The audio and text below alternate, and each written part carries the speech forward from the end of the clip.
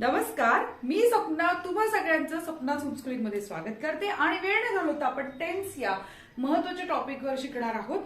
So तुम्हाला exam मध्ये प्रश्न असतो की टेन्स ब्रॅकेटमध्ये दिलेला असतो आणि त्या टेन्स नुसार तुम्हाला वाक्य कन्व्हर्ट करायचं असतं, हो की नाही. सो बऱ्याच मुलांसाठी हे चॅलेंजिंग काम आहे आणि अतिशय सोप्या पद्धतीने मी तुम्हाला शिकवणार आहे. सो प्रश्न असा येतो की रीराइट द फॉलोइंग सेंटेन्सेस. आहे ते वाक्य कसं लिहायचे? In the tense indicated in the bracket. ब्रॅकेटमध्ये जो सांगितलंय त्या काळानुसार लिहायचंय. ब्रॅकेटमध्ये कोणता काळ सांगितलंय? सिंपल प्रेझेंट म्हणजे काय? साधा वर्तमान काळ. तुम्ही लक्षात ठेवा, साधा वर्तमान काळ आहे हा. आणि याला काय करायचं? Rishika came home for Diwali each year. याचं उत्तर आहे ऋषिका कम्स होम. तुमच्यापैकी काहींना प्रश्न पडला असेल की अरे टीचर कम हे क्रियापद आहे, त्याला एस प्रत्यय का लागलाय? ऋषिका ही शी आहे आणि जेव्हा ही वाक्यामध्ये ही शी इट हा जर करता आला तर क्रियापदाला एस ईएस किंवा आयएस हा प्रत्यय लागतो, हे लक्षात ठेवा.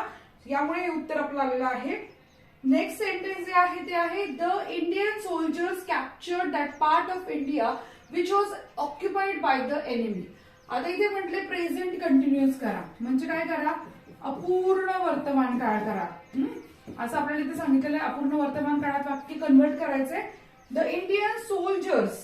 सोल्जर्स हे अनेक वचनी आहेत, अनेक सोल्जर्स आहेत म्हणून आपण इथे आर वापरले. तुम्हाला माहितीये का वर्तमान काळाच्या अपूर्ण काळात एम इज आर वापरतात. जर करता एकवचनी असेल आय आला करता तर एम वापरायचं. अदरवाइज ही शी इट आला तर इज वापरायचं आणि अनेक वचनांसाठी आर वापरायचं. सो करता काय याच्याप्रमाणे आपल्या इथं हेल्पिंग वर्ब सहाय्यकारी क्रियापद बदलतं. So the soldiers are capturing that part of India which is occupied by the enemy. नंतरचं सेंटेन्स आहे the victory came at a high price. इथे प्रेझेंट परफेक्ट म्हणजे पूर्ण वर्तमान काळामध्ये तुम्हाला हे वाक्य कन्व्हर्ट करायचं आहे. आता पूर्ण वर्तमान काळाचा कसं स्ट्रक्चर आहे बघा. The victory as it is आपण घेतलेला आहे, करता घेतलेला आहे, याला सब्जेक्ट म्हणतात इंग्लिशमध्ये. पुढे द विक्ट्री म्हणजे काय? यश आहे. यश यासाठी पुढे काय? हॅज. आणि has come at a high price म्हणजे यश हे कसं आलेलं आहे? हाय प्राइस मध्ये मिळालेलं आहे. कारण कम 3 रूप असतात ना, V1 V2 V3 तुम्ही शिकला असाल. कम, केम आणि कम. सो अशा प्रकारे हे तिन्ही रूप तुम्हाला माहिती असणं फार गरजेचं आहे.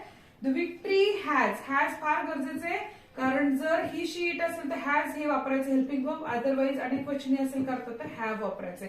हे कायम तुम्ही लक्षात ठेवा. Come at high price. Next sentence आहे I was working on my project since a few days. तर इथे प्रेझेंट परफेक्ट कंटिन्युअस टेन्स. आता प्रेझेंट परफेक्ट कंटिन्युअस टेन्स काय आहे? चालू पूर्ण वर्तमान काळ. इथे चालू पूर्ण वर्तमान काळ आहे. वर्तमान आहे पण चालू पूर्ण आहे. तर त्याचं उत्तर कसं येणार आहे? आय. करता सेम घेतलाय पण चालू पूर्ण मध्ये हॅव प्लस बीन लिहिणं गरजेचं आहे. आय हॅव बीन आणि व्हर्बला आयएनजी लागतो. हे स्ट्रक्चर आहे त्याचं. पुढे बाकी तसंच आहे. On my project since a few.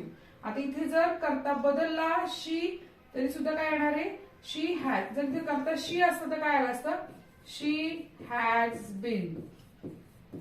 Okay, कर्त्याप्रमाणे बदलतं पण जर करता दे असतं तर काय आलं असतं?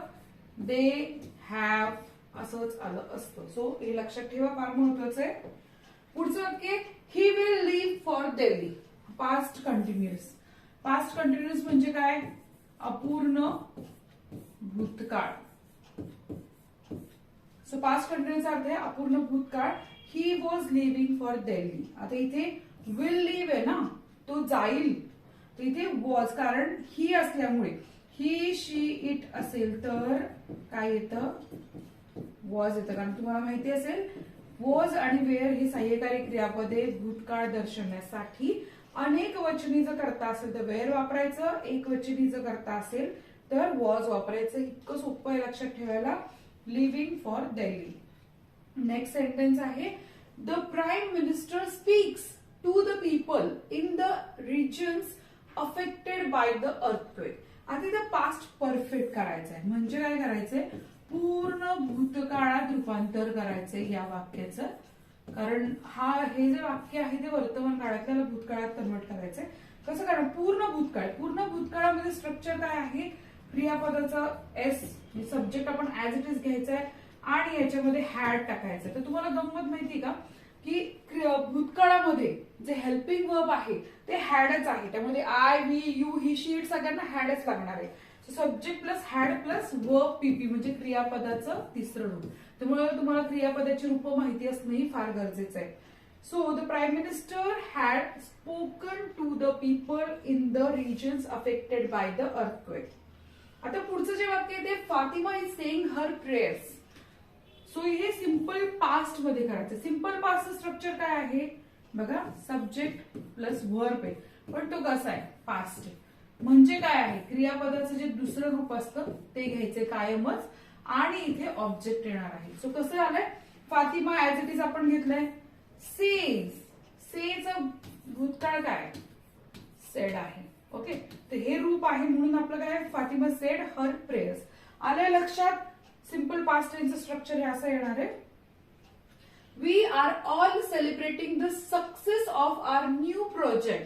तर इथे त्यांनी म्हटले पास्ट परफेक्ट कंटिन्युअस. इथे सुद्धा मगाशी सांगितल्याप्रमाणे पास्ट आहे, परफेक्ट ते कंटिन्युअस आहे. म्हणजे कसं आहे, चालू पूर्ण भूतकाळ आहे. हा कसा आहे, चालू पूर्ण भूतकाळ आहे. तर इथे वी आपण सब्जेक्ट घेतलेला आहे. हा सब्जेक्ट आहे, करताय, पण इथे हेल्पिंग ऑफ आर आहे म्हणजे याच्यावर नाही वर्तमान काळातलं वाक्य. पण हॅड काय आहे, स्ट्रक्चर मध्ये कसं येतं, सब्जेक्ट प्लस हॅड. तुमचा करता काही असू दे, जर तुम्हाला पास्ट परफेक्ट कंटिन्युअस मध्ये वाक्य लिहायचं असेल, करता कोणतंही असू दे, तुम्ही हॅडच लिहायचंय पुढे.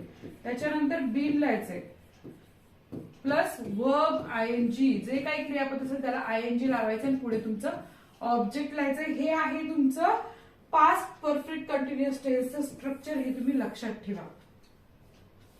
पुढे आहे he presented me with a beautiful red gown. Okay, इथे म्हटलंय फ्युचर कंटिन्युअस टेन्स करा. म्हणजे काय, फ्युचर कंटिन्युअस म्हणजे काय, चालू भविष्यकाळ आहे बरं का. हा सो चालू भविष्यकाळ आहे.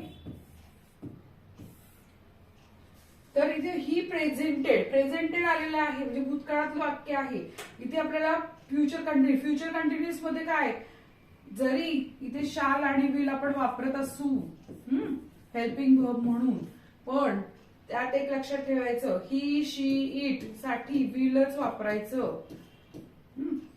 आय असेल तर आय शाल येणार. ओके, दे असेल तर दे, वी ते काय येणार, शालच येणार. ओके, आलं लक्षात. आणि ह्याच्यानंतर अपूर्ण भविष्यकाळाचं वैशिष्ट्य म्हणजे त्याच्यामध्ये बी वापरणं फार गरजेचं आहे. बी वापरणं फार गरजेचं आहे. सो बी मस्ट आहे, तरच ते भविष्य काळातलं वाक्य परिपूर्ण होणार आहे, अपूर्ण काळ दर्शवला जाणार आहे. सो शाल मस्ट आहे आणि बी मस्ट आहे. आणि पुढे काय येणार आहे, क्रियापदाचं अपूर्ण काळ आहे ना म्हणून आयएनजी कंपल्सरी आणि पुढे ऑब्जेक्ट आहे. हे स्ट्रक्चर तुम्ही लक्षात ठेवलं ना, तुम्हाला कसलंही वाक्य होतं तुम्ही उत्तर लिहिणार. पुढे आहे he reads the newspaper every day. He reads आलाय ना, म्हणजे सिंपल प्रेझेंट टेन्स मधलं वाक्य. त्यांनी म्हटलं सिंपल फ्युचर करा, सिंपल प्रेझेंट, साधा वर्तमान काळाला साधा भविष्य काळ करा. ओके, साधा भविष्य काळ करायचा. तर साध्या भविष्य काळाचं स्ट्रक्चर काय, S plus shall will plus काय करणार, वर्ब आणि प्लस ऑब्जेक्ट. म्हणजे तुम्हाला भविष्यकाळ दर्शवण्यासाठी शाल विल आधी लिहिणं गरजेचंच आहे. तर इथे सब्जेक्ट प्रमाणे शाल आणि विल निवडायचं. मग अशी सांगितलं मी तुम्हाला की ही, शी, इट साठी कंपल्सरी विल, बाकीसाठी मग तुम्ही शाल वापरायचंय. तर इथे विल वापरलंय, read the newspaper every day. आणि क्रियापदाचं पहिलंच रूप लिहायचं. ओके, तर हा भविष्यकाळ साधा भविष्यकाळ व्यवस्थित लिहिला जाईल. पुढचं वाक्य फ्युचर परफेक्ट म्हणजे काय, पूर्ण भविष्यकाळाचं रूप आहे. आता इथे वाक्य काय, Renu went home in a huff after the meeting. आता वेंट आहे म्हणजे हे काय आहे, सिंपल पास्टचं वाक्य. हे काय फ्युचर परफेक्ट मध्ये करायचंय, पूर्ण भविष्य काळात करायचं. तर ह्याचं स्ट्रक्चर काय आहे, ह्याचं सब्जेक्ट तर घ्यायचं ते आपल्याला आणि त्याच्यामध्ये शाल हॅव बघा, शॅल हॅव किंवा विल हॅव वापरायचे, कारण हे पूर्ण भविष्यकाळ आहे. Shall have, will have must आहे. पुढे वर्ब पीपी. पीपी म्हणजे काय? पास्ट पार्टिसिपल, म्हणजेच क्रियापदाचं तिसरं रूप इथे वापरणं गरजेचं आहे. आणि त्याच्या पुढे काय करायचंय? त्याच्या पुढे ऑब्जेक्ट लिहायचंय, हे लक्षात ठेवायचंय. So subject shall have, will have plus V plus पीपी प्लस ऑब्जेक्ट. तुम्ही कुठलंही वाक्य होते, कुठलंही वाक्य होते, तुम्ही हे स्ट्रक्चर वापरलं ना, तुम्हाला फ्युचर परफेक्टचं वाक्य आरामात करता येणार आहे. पुढचं वाक्य, why was he waiting for lady luck to knock on his door. आता इथं फ्युचर परफेक्ट कंटिन्युअस म्हणजे काय? चालू पूर्ण भविष्यकाळ आहे. Future perfect continuous tense. So इथे फ्युचर आले ना, भविष्यकाळ. आता फ्युचर परफेक्ट कंटिन्युअस टेन्स मध्ये मगाशी मी तुम्हाला सांगितलं होतं, पास्ट परफेक्ट कंटिन्युअस किंवा प्रेझेंट परफेक्ट कंटिन्युअस. चालू पूर्ण क्रिया आहे, ती पूर्ण झालेली नाहीये, ती चालू आहे. आता एका सेकंदात पूर्ण होईल, आता जस्ट पूर्ण होईल, तेव्हा हे आपण काळ वापरायचं आहे. तर इथे प्रश्न काय? प्रश्न आलेला आहे, नुसतं साधं वाक्य आहे का? नाही, हा प्रश्नार्थक वाक्य आहे. त्याचं रूपांतर करताना आपल्याला काय करायचंय? त्यात सुद्धा आपण हेच करणार आहोत की why will he have been. Have been वापरणं गरजेचं आहे, कारण क्रिया परफेक्ट आहे म्हणून. आणि अपूर्ण आहे दर्शवण्यासाठी वर्ब आयएनजी आहे फार महत्वाचं. आणि विल हे आपला भविष्यकाळ दर्शवतं. सो वाय विल ही आल्यामुळे आपण इथे विल वापरला आहे. सो वाय विल, इथे आपण फक्त वॉचच्या ऐवजी विल वापरलाय. ही ऍज इट इज घेतलाय. वेटिंग इथे हॅव बीन टाकलेला आहे, कारण हा परफेक्ट असल्यामुळे. Waiting for lady luck knock on his door. So तुमच्यासाठी मी काही एक्झाम्पल्स दिलेत, प्रयत्न करा. आता मी एवढं शिकवलंय तुम्हाला, तर तुम्ही ही वाक्य आणि हे प्रश्न सोडवण्याचा प्रयत्न